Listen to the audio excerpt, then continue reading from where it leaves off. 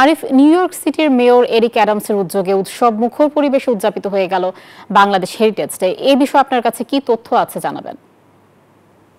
নতুন করে যে তথ্যটি আপনাকে দিতে চাই সেটা হলো যে মেয়র এরিক অ্যাডামস একটি খুবই গুরুত্বপূর্ণ বিষয়ে কথা বলেছেন। তিনি বলেছেন সামনের দিনগুলোতে বাংলাদেশিদের মধ্যেও উনি এই মেয়র পদে কাউকে দেখতে চায়। আপনি জানেন যে যুক্তরাষ্ট্রের 50টি অঙ্গরাজ্যে সবচেয়ে বেশি বাংলাদেশির বসবাস কিন্তু এই নিউ ইয়র্কে, এবং নিউ ইয়র্কে কিন্তু শুধু বাংলাদেশি না, অন্যান্য কমিউনিটির লোকজনও রয়েছে।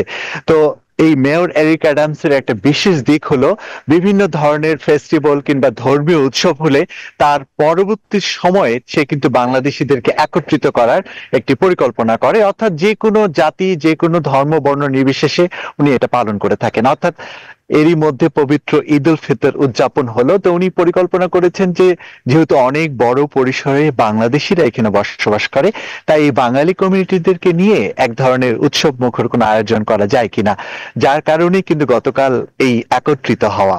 তো মেয়র এরিক অ্যাডামস কিন্তু আরেকটি বিষয় খুব ভালোভাবে বলেছেন যে বাংলাদেশিরা যারা এখানে বসবাস করে তাদের কিন্তু প্রচুর প্রতিভা রয়েছে, এবং এই প্রতিভার কিন্তু আংশিক প্রতিফলন ঘটে না। এজন্য বাংলাদেশিদের এগিয়ে আসার ব্যাপারে তিনি কিন্তু আগ্রহ দেখিয়েছেন, এবং বাঙালি কমিউনিটি পক্ষ থেকেও এই মেয়র এরিক অ্যাডামস এই প্রোগ্রামে এসে বাঙালি কমিউনিটি লিডাররা একটি কথাই বলেছেন যে সামনের দিনে অর্থাৎ বাংলাদেশি যে নতুন প্রজন্ম এখানে বসবাস করে তাদেরকে কিন্তু এখানে নেতৃত্বে এগিয়ে আসতে হবে, শুধু রাজনীতিতে নয়, শিক্ষা চিকিৎসা বিভিন্ন ক্ষেত্রেও অবদান রাখতে হবে।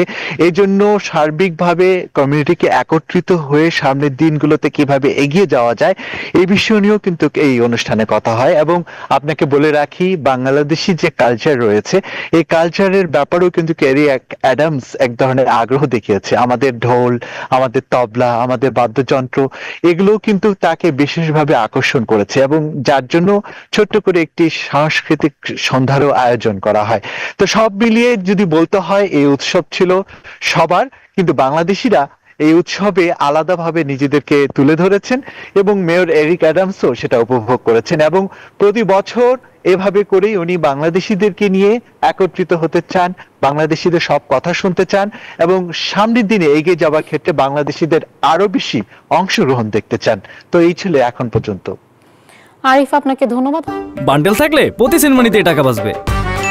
বিকাশ সেনমানি বান্ডেল কিনে জিতুন প্রতি লেনদেনে।